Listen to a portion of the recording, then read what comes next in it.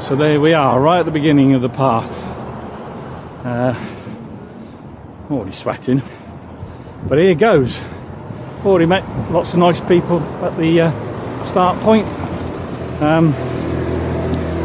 It's not a bad day, bit of a breeze, a few aches and pains. The pack weighs far too much, but let's just do it.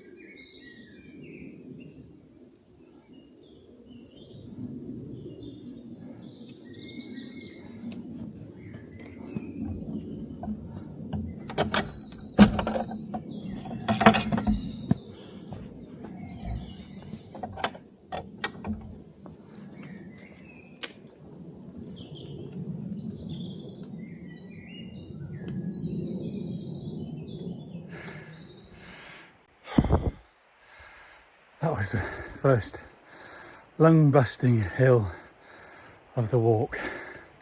The first of many. They can only get easier, please.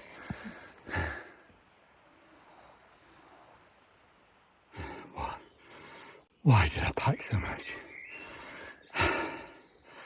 Another, well, I'm only halfway up this one. Killer of a hill.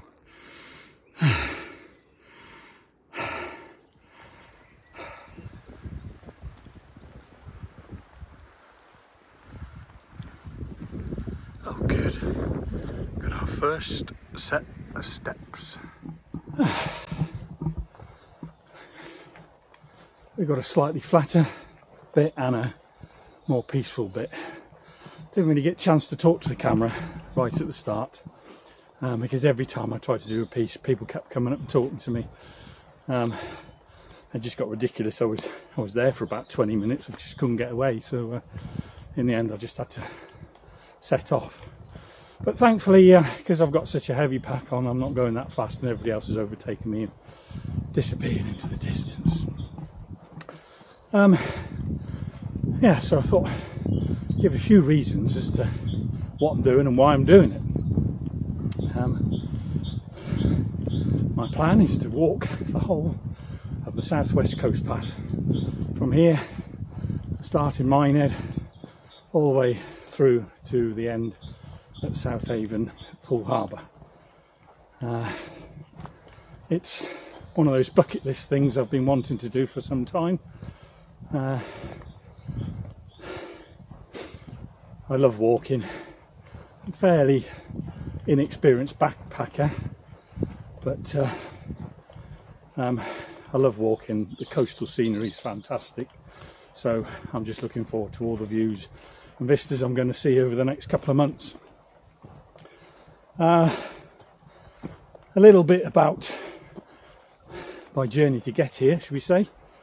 As I say, I've been planning this for a while, probably at least 9 months now. I knew it was going to be tough. I did a sort of a training hike, for want of a better word, on the Pembrokeshire coast path last September. It's now mid-May, so that was a few months ago, and I realised how tough this was going to be. So I spent quite a lot of the winter getting fitter. I wouldn't say I was fit, but I'm fitter than probably what I have been for the last 20 years. However, in, I think it was late February, early March, I had two injuries that nearly scuppered the whole trip. First of all, my own silly fault. I jumped off the tailgate of a flatbed transit whilst working and tore a tendon in my hip. That was very painful and took over a month to heal.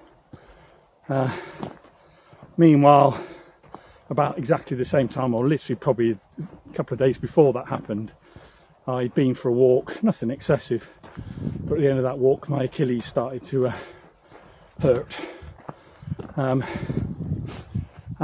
whilst I was trying to exercise my hip to stop it from seizing up, I just made my Achilles an awful lot worse, and it became unbearable, and so I had to stop doing any form of training for 5-6 weeks, apart from what they call eccentric exercises to stretch the Achilles out. Anyway, long story short, the Achilles isn't fully repaired, but it's in a lot better condition than what it was, so it's just a case of fingers crossed that it holds out. It aches, but it doesn't seem to be getting any worse anyway. So yeah, so that puts me onto the path.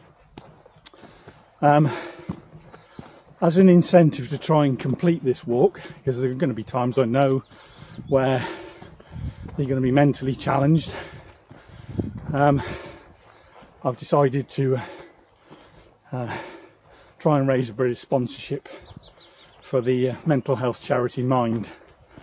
I myself suffered a mental health crisis 20 plus years ago, where I became suicidal. Thankfully I came out of it the right side. I didn't actually do anything harm to myself, but there was a few months where life didn't seem worth living. I didn't actually use any services. I taught myself cognitive behavioural therapy. However,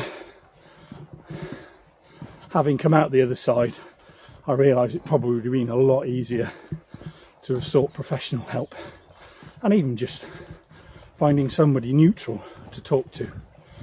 And that's what Mind offer. 24-hour helpline where you can just chat to somebody. They won't judge you. You can just tell them all your troubles, and they'll point you in the right direction as to where you might need some help, from professional help, etc.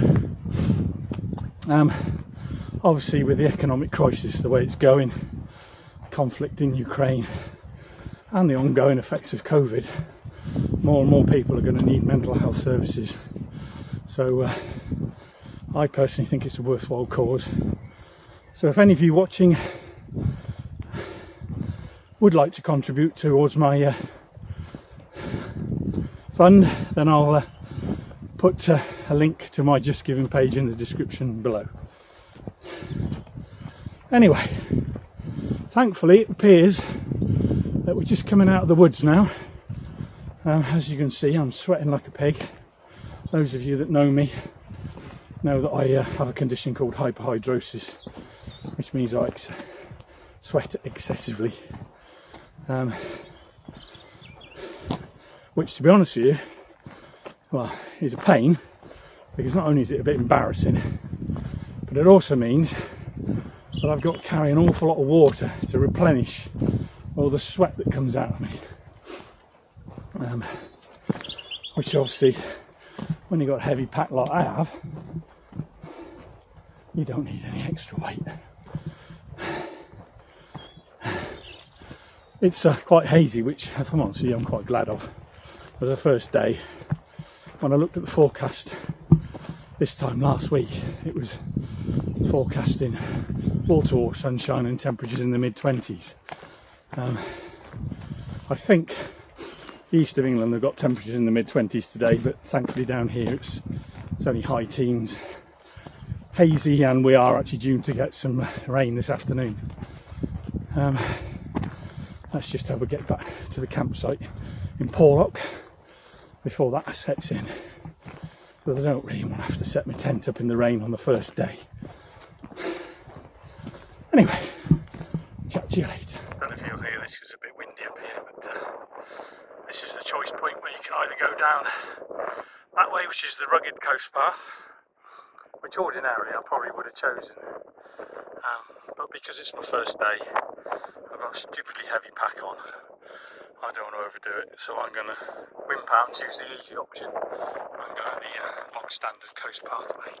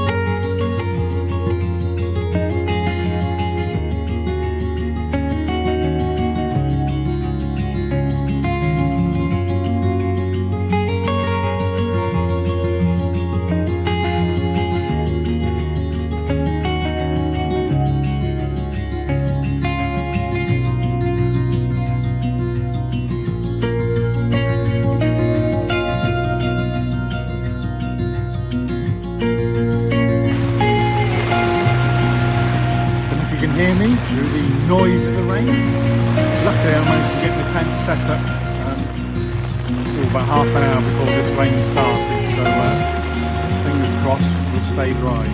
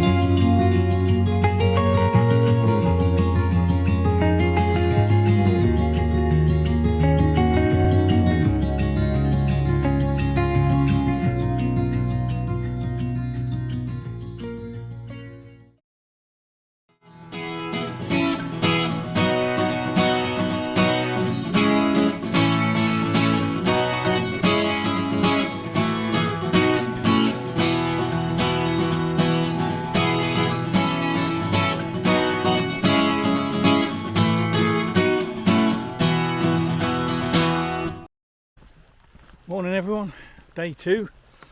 It's just 9 o'clock now. Packed up, left camp, stayed at Sparkay's campsite overnight in Porlock. So now just heading back towards the coast path to get into Porlock Weir and then officially start the day's route from Porlock Weir.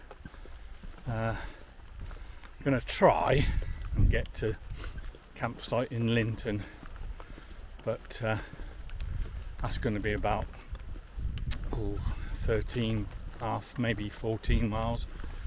So as I've got such a heavy pack on and it's only the second day, that may be a little bit optimistic to manage that distance, but we'll see how we get on.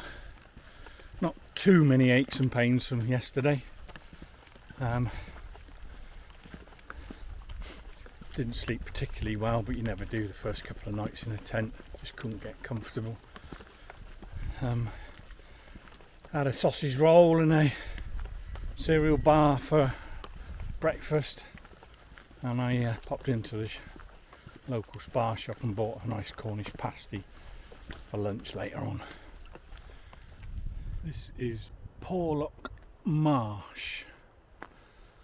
It's where the sea has breached what is the natural sea defence, because the shingle bank up ahead is something that's actually been laid down over hundreds of years, well, thousands of years in fact, sorry, but it's finally been breached, and although the authorities try to repair it, they've decided to give up and just let nature take its course. But you can see remnants of an old prehistoric forest also here sticking out the water. Yeah, quite pleasant. Eventually all this land, including possibly even where I camped, may end up be reclaimed by the sea in years to come, especially if sea levels rise.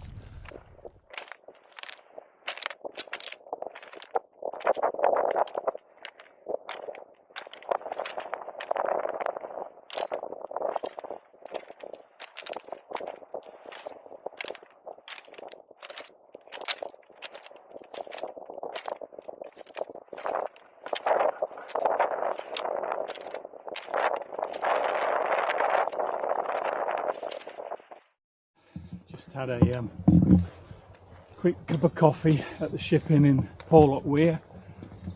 Now just starting the first climb of the day up into I'm assuming it's up into Colbone Woods. I haven't actually checked on that, but yeah, anyway, first climb, here we go.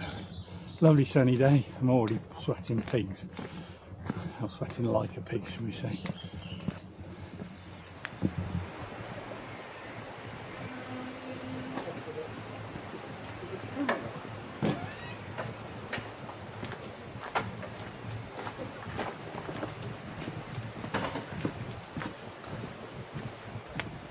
Quite a few benches on the switchbacks of this lung-busting hill,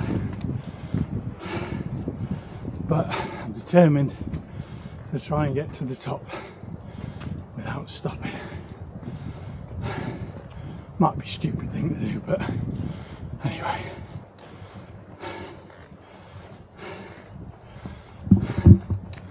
Up in the trees now, so in the shade of the sun. I actually caught the sun quite a bit yesterday, even though it was very hazy, so I slapped sun cream on. The trouble is I sweat so much that it soon dissipates and loses its power. Anyway, that's enough of mine. Oh. Well, not quite made it to the top of these hills, but anyway, here's some evidence of the recent rock falls, landslides they've had in this area. I don't know if it's open yet. I believe the path further on is closed because of landslides and trees down. We'll have to wait and see. But they've obviously been and cleared this one and reconstituted the path. Fair play to them.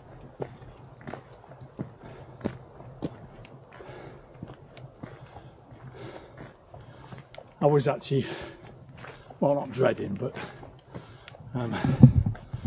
thinking I might not enjoy this section in the woods. But if I'm honest with you, I'm actually quite glad to be out of the sun. I'm hot enough as it is.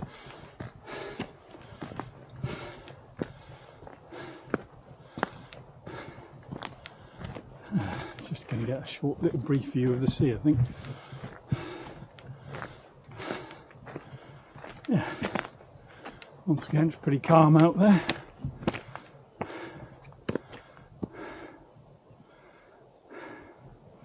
Quite quite hazy today, so you can't see South Wales.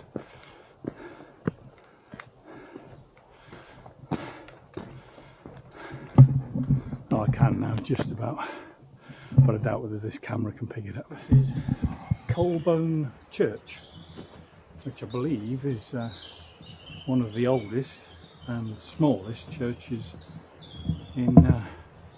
I don't know if it's open.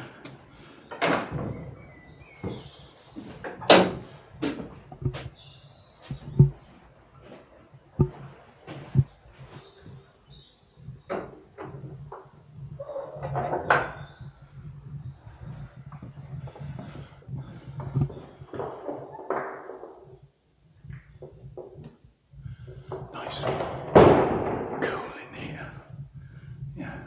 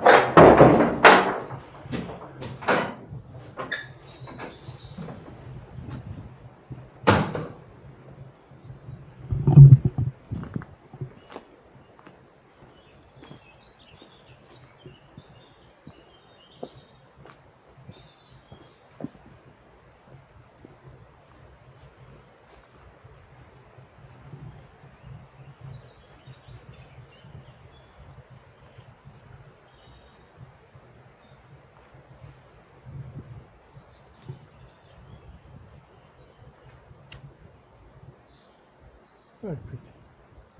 Power of nature. It's a pretty big beast that's gone down.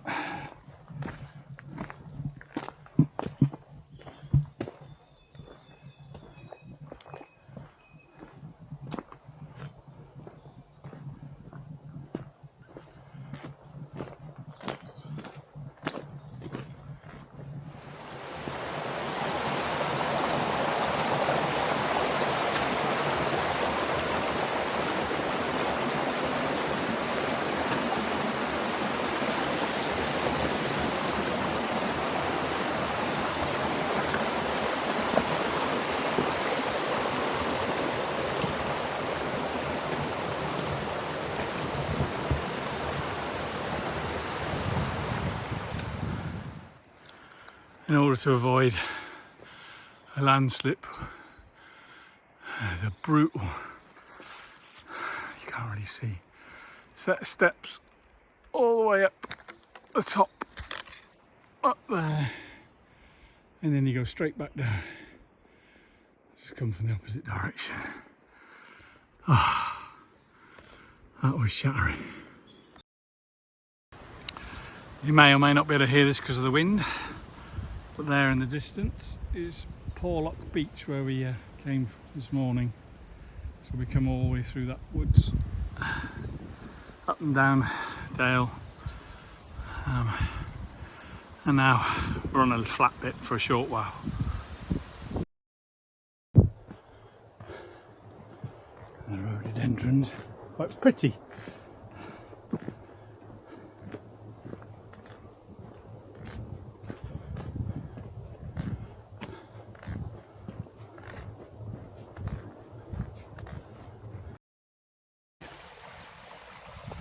Would you look at this? Just when I was really flagging, somebody's got an honesty box. Let's have a look, see what we got.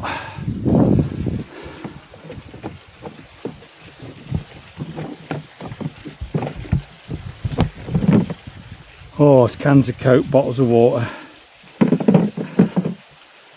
you know, not very good for you, but I might actually have a can of Coke.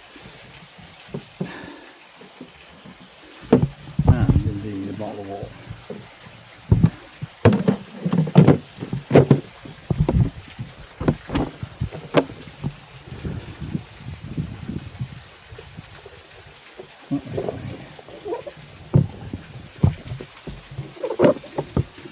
Oh, I've got a banana. Let's have a banana.